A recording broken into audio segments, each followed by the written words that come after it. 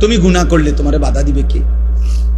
তুমি কৌশল করলে আমি তো পারতাম না, বুঝাইতে না পারো, কিন্তু রাতের 2টায় অন্ধকারে তুমি উলঙ্গ ছবি দেখলে তোমারে ফিরাবে কে?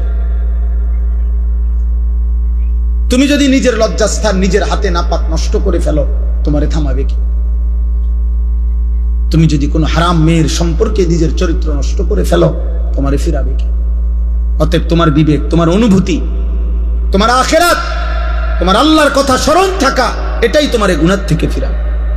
নাহলে আমি কি আর তোমার লগে থাকবো না? তুমি কি আর আমার সাথে থাকবা না?